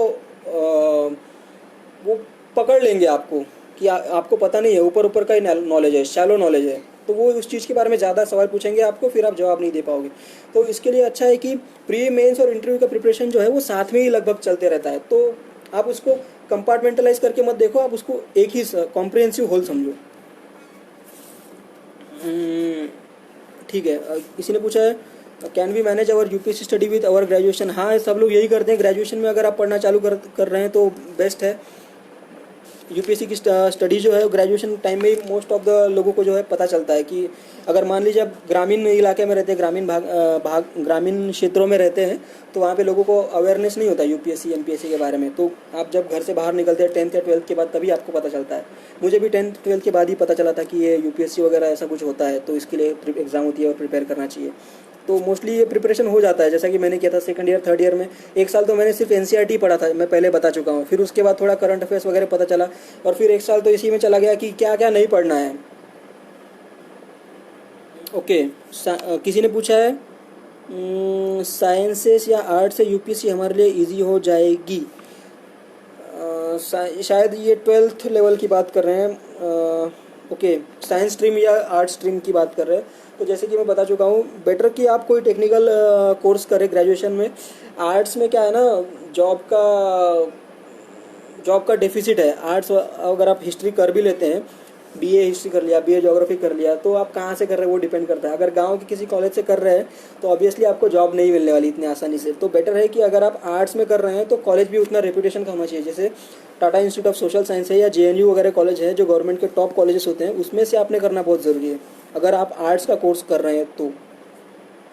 ठीक है, इन कॉलेजेस में करने से, ग्रेजुएशन करने से ये होता है ना, एक फ़ायदा ये होता है कि आपका एक ब्रांड बिल्डअप हो जाता है कि जवाहरलाल नेहरू यूनिवर्सिटी से इस लड़के ने हिस्ट्री में बीए किया है, इस लड़के ने हिस्ट्री में एमए किया है। तो वेस्ट लॉट में नहीं जाओगे आप। जो इंटेलेक्चुअल जो होता है ना इंडिया का, जो क्रीम इंटेलेक्चुअल होता है, उसमें आपकी गिनती होने लगती है कि आपने जेएनयू से हिस्ट्री में किया है, पॉलिटिकल साइंस में किया। तो आपके लिए जॉब पाना आपके लिए उतना मुश्किल नहीं हो जाएगा। किसी भी कॉलेज में आसानी से अगर आप नेट सेट पास कर लेते हो तो किसी भी कॉलेज में आपको प्रोफेसर की जॉब लग जाएगी, अगर मान लीजिए यूपीएससी नहीं हो पाते तो। इसलिए ब्रांड बिल्डिंग बहुत ज़रूरी है, और ज़रूरी ये है कि 10th या 12th के बाद आप अच्छे कॉलेज में जाए। आप इंजीनियरिंग कर रहे हैं तो IIT NIT में जाए, मेडिकल में जा रहे हैं तो एम्स वगैरह गवर्नमेंट कॉलेजेस में जाए, और अगर बीए वगैरह कर रहे हैं तो JNU TISS जो ऐसी फेमस इंस्टीट्यूट्स होते हैं जो जहाँ की क्या टॉप लेवल के इंटेलेक्चुअल जो इंडिया के प्रोड्यूस करती है, वहाँ पे आप जाए। ओके, प्रिपेयर करने दिल्ली ही आना ज़रूरी है क्या? अच्छा, या अपने रीजनल सिटीज़ में भी कर सकते हैं। अच्छा, प्रिपेयर करने के लिए सबसे ज़रूरी है कि पहले हुआ करता था कि दिल्ली जो है या महाराष्ट्र में पुणे है, ये हब हुआ करता था यूपीएससी प्रिपरेशन का। अब वैसा नहीं रहा। जैसे टेक्नोलॉजी इतना एडवांस हो गई है कि आप घर बैठे किसी से भी संपर्क कर सकते हो। जैसे अभी मैं दिल्ली में बैठा हुआ हूँ, लेकिन अब मैं गांव के लोगों से, आपसे, या कोई नागपुर में होंगे या पुणे में होंगे, उन लोगों से मैं कम्युनिकेट कर पा रहा हूँ, ये टेक्नोलॉजी की वजह से। सेम यही पैटर्न होगा। ऑफलाइन क्लासेज जो दिल्ली में होते हैं उसी का रिकॉर्डिंग करके आपको ऑनलाइन भेज सकते हैं वो, ठीक है। तो दिल्ली में आने की, यहाँ पे रहने की ज़रूरत नहीं है। दिल्ली में रहने का एक ही फ़ायदा है, मेरा एक ही मोटिवेशन था दिल्ली में, कि मैंने कुछ ऐसे लोगों से दोस्ती की थी जो ऑलरेडी सिलेक्टेड लोग थे, आईपीएस आईआरएस ऑफिसर्स वगैरह थे, तो उन लोगों से दोस्ती की थी, वो मेरे लिए फ़ायदे का था। कोचिंग वोचिंग जो था वो मैं गाँव में बैठ के भी कर सकता था, अगर गाँव में इंटरनेट चलता होगा तो। वो रोज़ का रोज़ वो वीडियो भेजेंगे, आप उसको देख लो, उसमें से जो नोट्स है वो निकाल डालो। टेस्ट सीरीज़ भी आप कर सकते हो, ऑनलाइन ही होता है आजकल तो सभी। अगर पुणे में आप दिल्ली के कोई कोचिंग के टेस्ट सीरीज ले रहे हो तो वो भी ऑनलाइन ही हो जाता है। दिल्ली में रहने का एक फ़ायदा यही है कि अगर आसपास में आपने किसी से आईपीएस आईआरएस लोग जो होते हैं, जो यहाँ पे रह के प्रिपरेशन कर रहे हैं, उनसे आप दोस्ती कर लें, तो उनका फर्स्ट हैंड एक्सपीरियंस जो होता है यूपीएससी प्रिपरेशन का, उसका आप लाभ उठा सकते हैं। उनको निटी-ग्रिटीज़ पता होती है कि क्या पढ़ना चाहिए, क्या नहीं पढ़ना चाहिए, पेपर कैसे टैकल करना चाहिए, आंसर राइटिंग स्किल्स क्या होनी चाहिए। ये सब आपको कोचिंग वाला नहीं बता पाएगा हर कोचिंग में, क्योंकि कोचिंग की स्ट्रेंथ 350-400 के लड़कों के आसपास होती है। और बहुत बार ऐसा होगा कि टीचर जब वो डायस पे खड़े होंगे तो आपको दिखेंगे भी नहीं, अगर आप पिछले रो में बैठे होते हो। तो 350-400 लोगों के बीच में इट्स वेरी डिफिकल्ट कि आप में से किसी को भी वो पर्सनल अटेंशन दे पाए। ऐसा होगा ही नहीं कि आपको कभी पर्सनल अटेंशन उन्होंने दिया। एक ही मोटिवेशन है दिल्ली का कि अगर आप किसी सिलेक्टेड लड़के से किसी की आपकी दोस्ती है, वो आपको गाइड कर सकता है, तो दिल्ली में रहो, वरना दिल्ली में रहने का कोई मतलब नहीं है। फिर दिल्ली में रेंट बहुत ज़्यादा है, अभी यहाँ पे लैंडलॉर्ड का एक्सप्लॉयटेशन बहुत ज़्यादा है। अभी कोरोना भी चल रहा है, कोविड-19 की वजह से लॉकडाउन भी है। इस सब के बावजूद रेंट के प्राइसेस जो है वो अभी कम नहीं हो रहे हैं, ठीक है। महाराष्ट्र में जिनके माता पिता गवर्नमेंट एम्प्लॉयज़ है, उनकी सैलरीज कट रही होंगी, प्राइवेट वालों का जॉब भी चला गया होगा। इन सब के बावजूद अगर पैसा नहीं है, फिर भी यहाँ के जो लैंडलॉर्ड्स होते हैं वो आप पे तरस नहीं खाएंगे, पूरा पैसा एक्सट्रैक्ट करने की कोशिश करेंगे, ठीक है। तो बेटर है कि दिल्ली में जाने से अच्छा है कि आप अपने घर में है वहीं से पढ़ाई करें, और ऑनलाइन कोई कोर्स होता है उसको आप सब्सक्राइब कर लो इंटरनेट पे। विजन का होता है, वाजीराम का होता है, या फिर एक ऑर्गेनाइज टाइप का कोर्स होता है, प्रीलिम्स मेंस कॉम्प्रिहेंसिव टाइप का कोर्स होता है, उसको आप सब्सक्राइब कर लो। अगर, लेकिन गांव में इंटरनेट होना बहुत ज़रूरी है। गांव में अगर इंटरनेट नहीं होगा तो ये भी आप नहीं कर पाओगे। तो ऐसे हालत में अगर गांव में इंटरनेट अगर आपके ठीक ठाक चल रहा है तो आपको दिल्ली में आने की कोई ज़रूरत नहीं है। फिर वही है, दिल्ली में फिर खाने पीने के जो है वो नॉर्थ इंडियन टाइप का खाना होता है। आप महाराष्ट्र से है, साउथ से है, तो दिल्ली का खाना आपको पसंद नहीं आएगा। रोज़ रोज़ का पराठा, रोज़ रोज़ का पनीर खा के आप बोर हो जाओगे, तो खाने पीने का भी थोड़ा प्रॉब्लम होगा। फिर दिल्ली में पोल्यूशन बहुत ज़्यादा होता है, दिल्ली की सर्दी बहुत कड़ाके की होती है। फिर दिल्ली में लॉ एंड ऑर्डर के भी इश्यूज़ रहते हैं, लड़कियां सेफ़ फील नहीं करती यहाँ पे दिल्ली में। तो ये सब चीज़ों को अगर अवॉइड करना है तो अब टेक्नोलॉजी की वजह से आप अवॉइड कर सकते हैं इजीली। तो गांव में रह के भी प्रिपेयर कर सकते हैं, नागपुर में भी प्रिपेयर कर सकते हैं, तो दिल्ली आने की कोई ज़रूरत नहीं है। अभी तो दिल्ली के सारे कोर्सेज ऑनलाइन अवेलेबल हैं। ओके, यूपीएससी प्रिपरेशन के लिए किसी ने पूछा है कि पुणे बेटर रहेगा या औरंगाबाद, कोई भी सिटी वही है, अभी तो सेम हाल है। क्योंकि लड़का जो दिल्ली में पढ़ रहा है वही नागपुर में भी पढ़ रहा है, वही पुणे में भी पढ़ रहा है, अगर वो ऑनलाइन पढ़ रहा है तो आप अपने गांव में भी रह के प्रिपरेशन कर सकते हो। और ये सिटी का क्या होता है ना, कुछ ऐसा नहीं होता कि दिल्ली में कोई लड़का पढ़ रहा है तो वो यूपीएससी हो ही जाएगा। दिल्ली की हवा में ऐसा कुछ नॉलेज वगैरह नहीं घूमता रहता। जो लड़का दिल्ली में पढ़ रहा है वो हो रहा है, जो लड़का दिल्ली में नहीं पढ़ रहा है वो नहीं, उसका नहीं हो रहा है। ये बात आप गार्ड बांध लो। ऐसा नहीं है कि दिल्ली में आ गए तो सिलेक्शन हो ही जाएगा, ऐसा कुछ नहीं होता, ठीक है। तो आप कहीं पे भी रह रहे हो, पढ़ रहे हो, और थोड़ा सा डिसिप्लिन है, मतलब एग्ज़ाम तक कम से कम डिसिप्लिन रखो। एग्ज़ाम एक बार हो गई तो उसके बाद तो मज़े करने हैं, कोई रोकेगा नहीं आपको। एग्ज़ाम खत्म हो गई अब तो, ठीक है। तो एग्ज़ाम जब तक चल रही है तब तक एक डिसिप्लिन अगर है तो आप किसी भी शहर से आप प्रिपरेशन कर सकते हो। गाइडेंस बहुत ज़रूरी होता है। एक गाइडेंस करने वाला कोई पर्सन होगा या कोई कोचिंग होगी जिसके आप लगातार संपर्क में हैं, तो उससे आप गाइडेंस लेते रहिए, वो बहुत ज़रूरी होता है। वो आपको सही डायरेक्शन में रहेगा कि आपकी जो ट्रेन है वो पटरी से ना उतर पाए। अगर एक बार मान लीजिए कोई गलती हो गई प्रीलिम्स में या मेंस में, तो ऐसा होगा कि एक साल पूरा बर्बाद हो जाता है। क्योंकि यूपीएससी एक साल में एक ही बार एग्ज़ाम कंडक्ट करती है। इधर का चुकीला माफ़ी नहीं है, इधर गलतियों की सज़ा यहाँ पे मिलेगी। एक साल आपका पूरा बर्बाद हो जाएगा। फिर वो प्रेशर बिल्टअप होने लगता है, एक एक अटेम्प्ट जैसे जैसे बढ़ते जाएगा वैसे वैसे प्रेशर बिल्टअप होते रहेगा। इसीलिए कोई गलती नहीं करनी है। जो आपके गाइड कर रहे हैं टीचर्स है, मतलब कोचिंग के हैं, उससे आप संपर्क में रहना है। जो आपका मेंटर होगा उससे संपर्क में रहना है। Okay, what hobby you had on your resume. अच्छा हाँ, एक्स्ट्रा करिकुलर हॉबीज़ के बारे में मैं बात कर रहा था कि जो कॉलेज लेवल में मैंने डेवलप की थी। मुझे घूमने फिरने का बहुत शौक हुआ करता था। तो कोल्हापुर में मेरा इंजीनियरिंग किया था मैंने, एनवायरमेंटल इंजीनियरिंग में। वहाँ आसपास में कोल्हापुर वेस्टर्न घाट्स में सिचुएटेड है, ठीक है। वेस्टर्न घाट सह्याद्री के पर्वत जिसको हम बोलते हैं, वहाँ पे वो सिचुएटेड है कोल्हापुर। तो उसके आसपास किले, उसके आसपास wild life sanctuaries, national parks बहुत सारे हुआ करते थे। तो मैंने ऐसा हुआ करता था कि लगभग हर मंडे को हमारा कॉलेज को छुट्टी हुआ करता था, तो मैं कहीं ना कहीं घूमने जाया करता था आसपास में, ठीक है। कोल्हापुर, सांगली, सातारा और ये रत्नागिरी, ये पूरे बेल्ट के लगभग मैं पूरे किले घूम चुका हूँ। वहाँ की वाइल्ड लाइफ सेंचुरीज भी पूरी घूम चुका हूँ। तो ये मेरी हॉबी थी। मैंने डाल चुका था कि ट्रैकिंग, हॉबी में मैंने ट्रैकिंग डाला था। और फोर्ट्स कंजर्वेशन की कुछ इनिशिएटिव्स थे, मतलब जिनके गढ़ किले, हमारे जो किले होते हैं वो अभी कोलैप्स हो रहे हैं, वो गिर रहे हैं।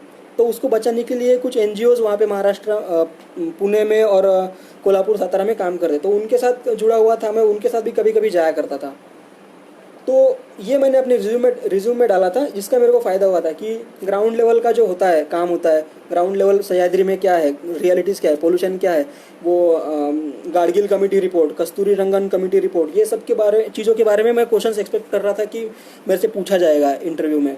अगर पूछा जाता तो मैं डील कर पाऊँगा, क्योंकि ग्राउंड लेवल पे मैंने वो काम किया था। तो मेरी हॉबी थी घूमना फिरना। वहाँ पे मराठों का इतिहास था, वो भी मेरे इंटरेस्ट का काफ़ी इंटरेस्ट था मेरे को उसमें। हालांकि मैंने हिस्ट्री ऑप्शनल नहीं लिया था, लेकिन मराठों के इतिहास में स्पेशल इंटरेस्ट था मेरे को। तो वो पूरा शिवाजी महाराज से लेके बाद तक, पूरा 1818 तक, थर्ड एंग्लो वॉर तक का, मैंने मराठा एंग्लो वॉर तक का पूरा मैंने पढ़ लिया था। पूरा मैं अलग अलग प्रोग्राम्स अटेंड किया करता था, कॉन्फ्रेंसेस अटेंड किया करता था। तो ये सब चीज़ों का मेरे को बहुत फ़ायदा हो गया था, क्योंकि मराठों की हिस्ट्री के बारे में अगर आप कोल्हापुर में रह रहे हैं और अगर कोई क्वेश्चन मुझसे पूछा जाता, तो ऐसा कोई क्वेश्चन नहीं होता जिसका जवाब मैं ना दे पाता। तो ये 3-4 सालों में जो कोल्हापुर में मैं रुका था, तो इतना ज़्यादा मैंने स्टडी कर चुका था, इतना ज़्यादा घूम चुका था आसपास में। तो ये मैंने रिज्यूम में डाला था। इसके बारे में मुझे एक्सपेक्टेड क्वेश्चन भी पूछे गए थे, और ये उसका जवाब भी मैं ठीक से दे पाया था। तो इसका परिणाम ये होता कि 275 में से मैं 184 मार्क्स इंटरव्यू में स्कोर कर पाया था। ये 184 मार्क्स एक अच्छा स्कोर माना जाता है, अबव एवरेज स्कोर माना जाता है इंटरव्यू में। नॉर्मली 150-160 का जो स्कोर होता है 275 में से, वो ठीक ठाक एवरेज स्कोर माना जाता है, लेकिन 184 का गुड वेल स्कोर माना जाता है। तो यही बात है कि 184 का जो इंटरव्यू का मेरा स्कोर था, मेरे रिज्यूम की वजह से मैं ये स्कोर इतना बढ़ा पाया था, और जिसकी वजह से मेरा फाइनल सिलेक्शन हो पाया था। Okay, what are the obstacles you have faced while preparation, mobile और अदर। ये मोबाइल क्या, ये डिपेंड करता है कि हर आदमी कैसे इसको यूज़ कर रहा है मोबाइल को। आप ओवर यूज़ कर रहे हैं मोबाइल का, बहुत सारे सोशल मीडियाज़ वगैरह ऐप वगैरह होते हैं, जितने ज़्यादा ऐप होंगे उतना ज़्यादा आपका टाइम कंज्यूम करता है। जैसे मैंने प्रिपरेशन की फ़ेज़ में मैंने फेसबुक जो था, मैंने 2000 लगभग 12-13 में ही बंद कर दिया था। उसके बाद मैंने फेसबुक जो खोला है वो कल खोला है मैंने अकाउंट। ये फेसबुक लाइव आना था मेरे को, इसीलिए मैंने कल अकाउंट खोला था। इतने सालों में, इवन सिलेक्शन होने के बाद भी 2019 में भी मैंने फेसबुक चालू नहीं किया था, मैंने बंद ही रखा था। डिस्ट्रैक्शन होता है, और फेसबुक ऐसी कोई ऐप नहीं है कि जिस पे आप बहुत नॉलेज गेन कर रहे हो। आपके आसपास के दोस्त आपके कंटेम्प्रेरी पॉलिटिक्स पे, सोशल इश्यूज़ पे नॉलेज शेयर करते रहेंगे, लेकिन वो एग्ज़ाम में नहीं पूछा जाएगा। हो सकता है वो चीज़ें बहुत रिलेवेंट हो। मान लीजिए लेबर का जो इश्यूज़ है, लेबर का जो माइग्रेशन हो रहा है दिल्ली से, मुंबई से, लोग अपने अपने घर में यूपी में जा रहे हैं, ये सब चीज़ों के बारे में यूपीएससी में क्वेश्चन आपको नहीं पूछा जाएगा, ऑब्वियसली वो नहीं पूछेंगे। लेकिन ये सब चीज़ों के बारे में आपको पता रहना बहुत ज़रूरी है, जो हमारे देश में हो रहा है। देश की वास्तविकता से आपको फेसबुक जो है वो रूबरू कराएगा, लेकिन ज़रूरी बात यह है कि एग्ज़ाम में वो पूछेंगे नहीं लेबर माइग्रेशन क्यों हो रहा है। लेबर माइग्रेशन अब किस पे कौन सी सरकार पे दोष दे, महाराष्ट्र सरकार पे दोष देना चाहिए या केंद्र सरकार पे दोष देना चाहिए, ये हालांकि हम जानते हैं, आप भी जानते हैं, लेकिन ये सवाल यूपीएससी में नहीं पूछा जाएगा। ठीक है, तो बेटर है कि एग्ज़ाम प्रिपरेशन में है तो आप सोशल मीडिया से थोड़ा दूर ही रहें। हाँ, और क्या ट्विटर होता है सोशल मीडिया पे, इंस्टाग्राम, टिकटॉक वगैरह, ये सब चीज़ें तो कोई नॉलेज में आपके कुछ इनपुट नहीं देगी। तो एक सोशल मीडिया कोई होना ज़रूरी है, जैसे टेलीग्राम होगा या व्हाट्सएप होगा, जिससे कि आप कनेक्टेड रह सके लोगों से। व्हाट्सएप पे कुछ फाइल्स वगैरह भी शेयर होती है, दोस्तों का मटेरियल वगैरह होगा, पीडीएफ फाइल्स वगैरह की, वो सब शेयर होगा। तो एक आधा रखना चाहिए, लेकिन ज़्यादा नहीं होना चाहिए। सोशल मीडिया बहुत ज़्यादा हो जाने के बाद ना, एक लिमिट के बाद डिस्ट्रैक्शन हो जाएगा। इतने सारे मैसेजेस होंगे कि आप रिप्लाई भी नहीं दे पाओगे, तो उसको लिमिट कर देना है। फिर उसका एक टाइमिंग होता है कि आप कब रिप्लाई दोगे सोशल मीडिया पे भी। ठीक है, दिन भर मैसेज पॉपअप करेंगे तो आप दिन भर रिप्लाई नहीं देते बैठोगे, फिर डिस्ट्रैक्शन हो जाएगा ना, पढ़ाई नहीं कर पाओगे आप। तो एक टाइम रहेगा, आप खाना खाने बैठे हो, आधा घंटा खाना खाने के बाद पूरा रिप्लाई कर दो, जो भी है जिसका कंसर्न जो भी है एड्रेस कर दो, रख दो बंद करके पढ़ाई करो। फिर जिस डिवाइस पे आप पढ़ाई कर रहे हो ज़रूरी है कि उस पर भी सोशल मीडिया का कोई अकाउंट ना हो। जैसे लैपटॉप पे अगर आप पढ़ रहे हो तो उस पर टेलीग्राम ना हो, नहीं तो टेलीग्राम पे मैसेजेस पॉपअप करते रहेंगे और आप फिर लैपटॉप पे पढ़ाई नहीं कर पाओगे। ठीक है, तो ये एक तरीका होता है। कुछ लोग होते हैं बेसिक फ़ोन जो होता है वो भी यूज़ करते हैं सिर्फ बोलने के लिए, और बाकी जो दूसरा फ़ोन होता है उस पर सोशल मीडिया वगैरह रखा करते हैं। ओके,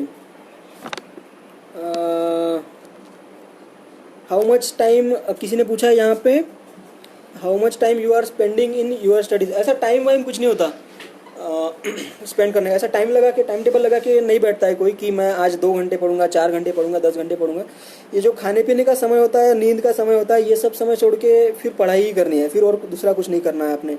कभी बोर हो रहा है तो बाहर जाके घूम के आ सकते हैं। यहाँ पे दिल्ली में रहते हैं तो अभी तो लॉकडाउन में तो घूमना भी मुश्किल हो गया है, लेकिन लॉकडाउन के पहले क्या हुआ करता था कि शाम को 5-6 बजे हम घूमने निकलते थे, 2 घंटा 1 घंटा टाइम पास करके दोस्तों के साथ आ जाते थे। फिर से अपना वही काम है, फिर खाना वाना खा लो, पढ़ाई चालू कर दो, नींद आ गई रात को 11 बजे 12 बजे या सो जाओ, सुबह उठ के फिर से वही काम है, नाश्ता पानी छोड़ के, खाना पीना छोड़ के, नींद छोड़ के पूरा टाइम जो है पढ़ाई ही करना है, दूसरा कोई काम ही नहीं है। टाइम टेबल सेट करके आप पढ़ाई नहीं कर सकते हो। मान लो आपने टारगेट सेट कर दिया कि आज मैं 10 घंटे पढ़ूंगा और अचीव नहीं कर पाए तो क्या होगा? गिल्ट आने लगती है कि यार मैंने आज 10 घंटे का टारगेट बनाया था और आज मैं पढ़ नहीं पाया। ठीक है, तो बेटर है कि ये खाने पीने का, ये नींद का समय छोड़ के बाकी समय आप किताबों के साथ ही बिताओ। और बोर हो रहा है तो दोस्तों के साथ कभी जाके आप बाहर टाइम पास कर सकते हो, चाय वाय पी सकते हो। टपरी पे, जहाँ पे हमारा वही टाइम पास हुआ करता था, टपरी पे जाके हम मस्त आधा घंटा टाइम पास करते थे। इधर उधर की बातें वगैरह करनी है, यूपीएससी से थोड़ा क्या डिस्ट्रैक्शन, किताबें पढ़ पढ़ के बोर हो गए तो इधर उधर की बातें कर ली, फ्रेश हो गया माइंड, रूम पे आके खाना खा के फिर से पढ़ने लग गए। ओके, और ठीक है, और किसी का कुछ सवाल है? अभी तो मुझे लगता है मैं सारे सवालों के जवाब दे चुका हूँ।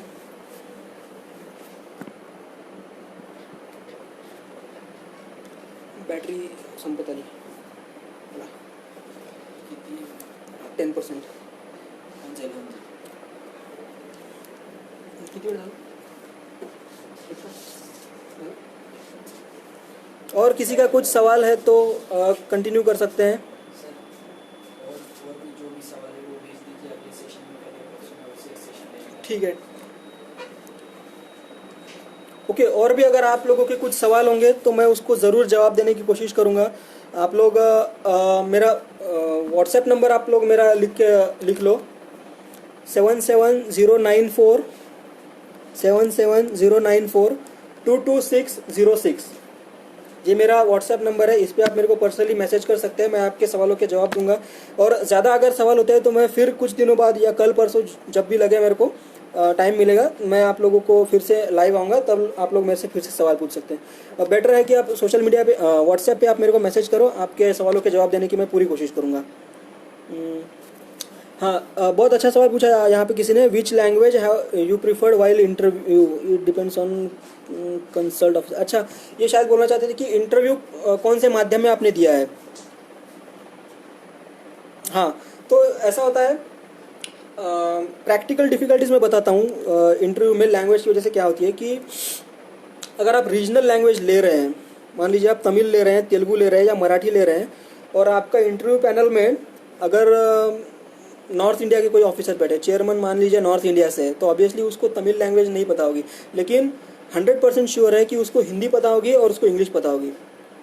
तो इन केस आप रीजनल लैंग्वेज लेते हो तो क्या करते हैं, वहाँ पे एक ट्रांसलेटर बिठा देते हैं आपके बाजू में।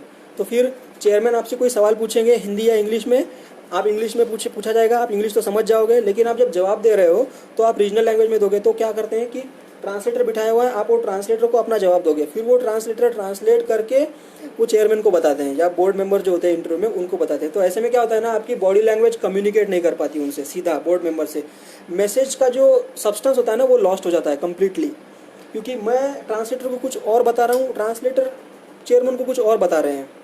तो इसमें क्या होता है ना, कम्युनिकेशन का एक गैप हो जाता है, कम्युनिकेशन में जो नेचुरलनेस होती है वो पूरी तरह से ख़त्म हो जाती है। तो बेटर है कि आप हिंदी में दे या इंग्लिश में दे, ये 2 लैंग्वेजेस है। मराठी भी अगर आप होंगे तो मैं आपको सजेस्ट करूँगा कि आप हिंदी या इंग्लिश में ही इंटरव्यू दें, क्योंकि ऑब्वियसली आप रिस्क नहीं लेना चाहेंगे। मान लीजिए अगर 5-10 मार्क भी कम आ गए तो ऐसा हो सकता है कि आपका पत्ता कट गया और फाइनल सिलेक्शन आपका ना हो पाया। तो किसी भी चीज़ पे रिस्क नहीं लेना है यूपीएससी में। और फिर वही बात है, 2-4 मार्क कम पड़ गए, फाइनल सिलेक्शन नहीं हुआ तो फिर 1 साल वेट करना है, फिर तीनों स्टेज में से गुजरना है। ओके, तो मैं मेरा इंटरव्यू का बताता हूँ। मैंने इंटरव्यू के लिए मराठी लैंग्वेज चूज़ किया था, क्योंकि पिछला जो इंटरव्यू था वो मैंने इंग्लिश में देना चाहता था। इंग्लिश में क्या होता था कि इंग्लिश बोलने की प्रैक्टिस नहीं की थी मैंने, मतलब मुझे कॉलेज में ग्रेजुएशन तो इंग्लिश में ही हुआ था, यूपीसी की पढ़ाई भी इंग्लिश में ही की थी, लिखने की इंग्लिश में आदत थी लेकिन बोलने की इंग्लिश में आदत नहीं थी। तो इंग्लिश जब मैं बोल रहा था तो मैं फंबल कर रहा था, मतलब त ब ब ब ऐसा हो रहा था। तो जिसकी वजह से क्या हुआ कि पहले इंटरव्यू में 2016 में जब मैंने दिया था तो इंप्रेशन पूरा ख़राब हो गया। अरे ये लड़का तो ठीक से बात ही नहीं कर पाता अंग्रेज़ी में, ये पता नहीं कैसे आ गया, इस तरह का इंप्रेशन क्रिएट हो जाएगा उनके सामने। तो मेरे को मार्क्स भी वैसे ही मिले थे, 140 मार्क्स मिले थे, जिसकी वजह से फिर मेरा सिलेक्शन नहीं हुआ था 2016 में जब इंटरव्यू दिया था। 2018 में मैंने सिलेक्शन हुआ था, तब मैंने ये किया था कि फॉर्म भरते समय मैंने मराठी डाला था, क्योंकि मराठी में मेरा कम्युनिकेशन अच्छा है, इसीलिए मैंने मराठी वहाँ पे फॉर्म में भरा था। और मराठी भरने की वजह से जब मैं इंटरव्यू जो चेंबर होता है उसमें गया था तो उन्होंने ट्रांसलेटर एक साइड में रखा हुआ था। तो ये हुआ कि चेयरमैन साहब ने मेरे को पहला सवाल पूछा, इंजीनियरिंग के बाद आपने क्या क्या किया। तो फिर मैंने इसका जवाब मैंने ट्रांसलेटर को बताया मराठी में, और ट्रांसलेटर ने मराठी का इंग्लिश करके चेयरमैन को बताया। तो इसमें क्या हो गया, मैं कुछ और बताना चाहता था लेकिन ट्रांसलेटर कुछ और बता रहा था, ये इशू हो गया। तो मैं समझ गया कि अगर ये इंटरव्यू इसी तरह से जाएगा तो मैं जो कम्युनिकेट करना चाहता हूँ वो मैं कम्युनिकेट नहीं कर पाऊँगा, इसीलिए फिर मेरा 1 साल बर्बाद हो जाएगा, सिलेक्शन नहीं होगा। तो मैंने चेयरमैन सर से रिक्वेस्ट की कि सर हम हिंदी में इंटरव्यू कंडक्ट कर सकते हैं क्या, यहाँ आगे जैसा अभी बढ़ रहा है मराठी में ना करते हुए हिंदी में कर सकते हैं क्या। तो चेयरमैन ने मुझे परमिशन दे दी हिंदी में कंटिन्यू करने के लिए। फिर बढ़िया तरह से इंटरव्यू चला। फिर लगभग सभी लोग जो थे हिंदी समझते थे, किसी को भी दिक्कत नहीं होगी, क्योंकि नॉर्थ इंडिया साउथ इंडिया का भी कोई भी आईएएस ऑफिसर होगा तो ऑब्वियसली उसको हिंदी आती ही होगी। तो हिंदी से कम्युनिकेट करने में किसी से कोई तकलीफ नहीं होगी आपको। तो अच्छा खासा इंटरव्यू चला था। तो इसलिए मैं सजेस्ट करूँगा कि अगर आप मराठी भी हैं तो आप वो ट्रांसलेटर वगैरह वो सब चीज़ों में ना पढ़ते हुए आप हिंदी या इंग्लिश में आप लैंग्वेज चूज़ करें। ओके,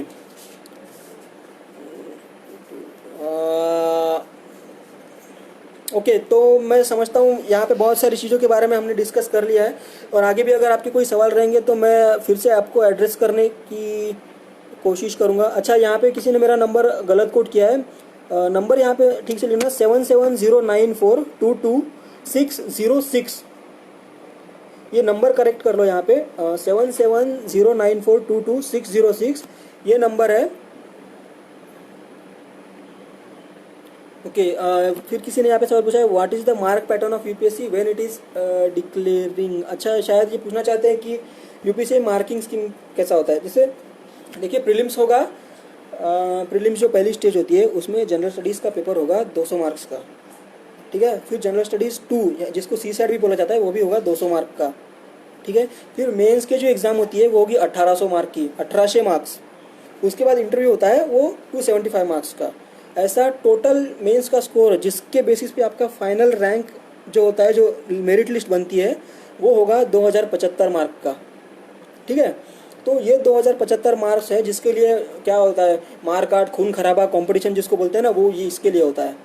प्रीलिम्स का स्कोर आपके फाइनल स्कोर में ऐड नहीं होता। प्रीलिम्स में क्या होता है ना, बस पास कर गए, प्रीलिम्स पास कर गए, चलो मेंस में आ गए। मेंस होता है जिसमें आपको असली मेहनत करनी होती है और ज़्यादा स्कोर करना होता है। तो मेंस में अगर आपको अच्छे मार्क्स आ रहे हैं तो फाइनल सिलेक्शन आपका हो जाएगा। तो ये 1800 मेंस के मार्क प्लस 275 इंटरव्यू के मार्क्स, ये स्कोर होता है जिसके बेसिस पे आपका फाइनल सिलेक्शन डिसाइड होता है, फाइनल रैंक डिसाइड होता है। तो मुझे लगता है कि अभी काफ़ी चीज़ें डिस्कस कर चुके हैं, और अगर आपके कोई सवाल होंगे तो आप मुझे वो व्हाट्सएप कर देना।